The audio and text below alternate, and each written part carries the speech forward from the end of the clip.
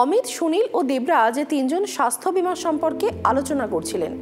অমিত বলেন, বিমার নিয়মগুলি দীর্ঘ, জটিল এবং দুর্বোধ্য। সুনীল তখন আক্ষেপ করে বলেন, কেবল হাসপাতালে ভর্তি হলেই বিমার সুবিধা ক্লেম করা যায়। এটা একটা বিচিত্র নিয়ম। দেবরাজ জানান যে তার এজেন্ট তাকে বলেছিলেন যে তাকে চিকিৎসার জন্য কিছু টাকাও দিতে হবে। এছাড়াও এজেন্ট আরও অনেক কিছু বলেছিলেন যা তার বোধগম্য হয়নি। আজকের দিনে বিমা একান্তভাবেই প্রয়োজন, কিন্তু তা সত্ত্বেও সাধারণ মানুষ বিমা থেকে মুখ ফিরিয়ে থাকেন। কিন্তু কেন? ভারতের মোট জনসংখ্যার 43% স্বাস্থ্য বিমা নেই। বিমা না থাকার একটি বড় কারণ হলো এর ব্যয়বহুল প্রিমিয়াম। পাশাপাশি বিমা ক্ষেত্রের জটিলতা গ্রাহকদের আরও বিভ্রান্ত করে থাকে। ইন্স্যুরেন্স অ্যাগ্রিগেটর এবং ব্রোকার পলিসি বাজার হাউ ইন্ডিয়া বাইজ ইন্স্যুরেন্স নামে একটি সমীক্ষা করেছে। সেই সমীক্ষা অনুসারে দেশের 19% মানুষ স্বাস্থ্য বিমা করেননি, কারণ তারা এটাকে জটিল বিষয় বলে মনে করছেন। 24% মানুষ স্বাস্থ্য বিমা পলিসি কেনাকাটা ঝামেলার বিষয় বলে মনে করছেন। আবার 26% মানুষ বাজারে এতগুলো বিমা পলিসি দেখে বিভ্রান্ত, কারণ কোনটি উপযোগী আর কোনটি উপযোগী নয় সেটা তারা বুঝতেই পারছেন না। স্বাস্থ্য বিমার ক্ষেত্রে প্রতিদিন নতুন নতুন পলিসি চালু হচ্ছে। প্রতিটি পলিসির আলাদা আলাদা বৈশিষ্ট্য, সুতরাং সঠিক পলিসি নির্বাচন করা মোটেই সহজ নয়।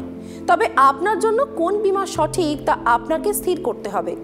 চলুন দেখে নেওয়া যাক বিমার এই চেকলিস্টে কি কি অন্তর্ভুক্ত থাকা উচিত। প্রথমত, ওপিডি কভার। প্রথমেই আসে ওপিডি কভারের কথা। আপনার স্বাস্থ্য বিমা পলিসিতে ওপিডি কভারের বৈশিষ্ট্য আছে কিনা তা পরীক্ষা করুন।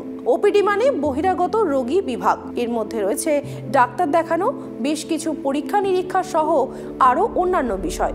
তবে এর জন্য হাসপাতালে ভর্তির কোনো প্রয়োজন নেই। কিন্তু ওপিডিতে ডাক্তারের ফি ছাড়াও অনেক সময় বিশেষজ্ঞের পরামর্শের প্রয়োজন হতে পারে, তাই আপনাকে 2-3 বার হাসপাতালে যেতে হতে পারে। অনেক সময় নানা ধরনের পরীক্ষা হাসপাতালেই করা হয়। সেই সব খরচ কিছুই এর অন্তর্ভুক্ত থাকে না।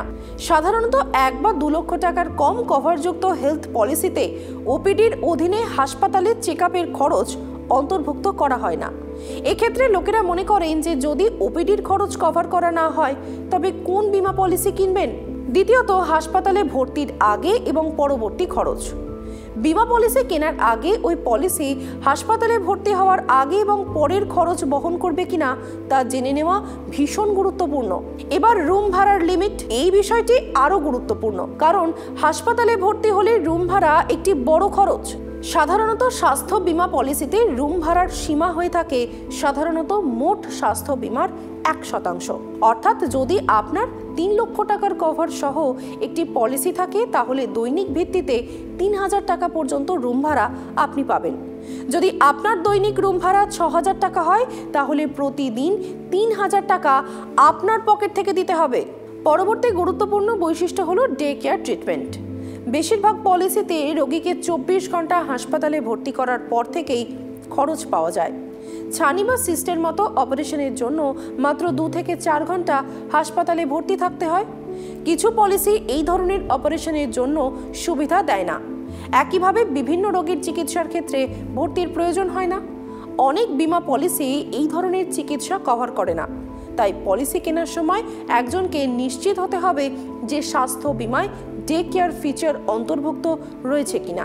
আপনি যদি কো পেমেন্ট ক্লজটি সঠিকভাবে না পড়ে থাকেন তাহলে স্বাস্থ্য বিমা পলিসি থাকা সত্ত্বেও আপনাকে নিজের পকেট থেকে ক্লেমের একটি অংশ দিতে হতে পারে।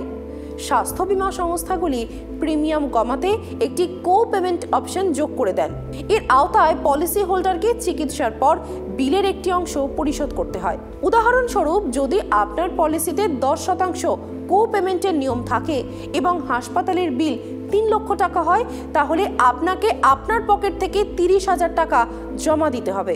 রেস্টোরেশন বেনিফিট, এটাও একটা গুরুত্বপূর্ণ বৈশিষ্ট্য। যদিও স্বাস্থ্য বিমা কভার 5 লক্ষ টাকা এবং চিকিৎসার সময় 6 লক্ষ টাকা খরচ হয়, তাহলে এমন পরিস্থিতিতে বিমা সংস্থাগুলি রেস্টোরেশন বেনিফিট প্রদান করে থাকে। অর্থাৎ যদি সম্পূর্ণ 5 লক্ষ টাকার কভার চিকিৎসায় ব্যয় হয় তাহলে রেস্টোরেশন সুবিধার আওতায় সংস্থা আরও 5 লক্ষ টাকার কভারেজ দেবে। এই সুবিধাকে রেস্টোরেশন বেনিফিট বলা হয়।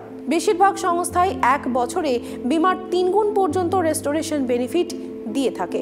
ভারতে মাত্র 1% মানুষের সাধারণ বীমা পলিসি আছে। সাধারণ বীমা মানে স্বাস্থ্য, যানবাহন, দুর্ঘটনা বা বাড়ির বীমা। এই 1%-এর মধ্যে মাত্র 0.34% মানুষের স্বাস্থ্য বীমা রয়েছে। বীমার প্রসার বাড়ানোর জন্য বীমা সংস্থাগুলিকে তাদের পণ্যকে আরও সহজ করে তুলতে হবে। এই কারণেই মানি9-এ আমাদের প্রচেষ্টা হলো বীমা সংক্রান্ত জটিল বিষয়গুলিকে আরও সহজ করে তোলা। স্বাস্থ্য বীমা কেনার আগে আমরা আপনাকে যে চেকলিস্ট দিয়েছি তা মনে রাখবেন। আপনি যদি ডাক্তারের পরামর্শের ফি, হাসপাতালে ভর্তির আগে এবং পরবর্তী খরচগুলি এর আওতায় আনতে চান, তাহলে সেই অনুযায়ী প্রিমিয়াম জমা দিন। আপনার বীমা পলিসিতে ওপিডির সুবিধা, রুম ভাড়ার ক্ষেত্রে কোনো ক্যাপিং থাকা উচিত নয়। তবে শুধুমাত্র প্রিমিয়াম সস্তা করার জন্য কো পেমেন্ট ক্লজ নেবেন না, তাতে আপনারই সমস্যা বাড়বে।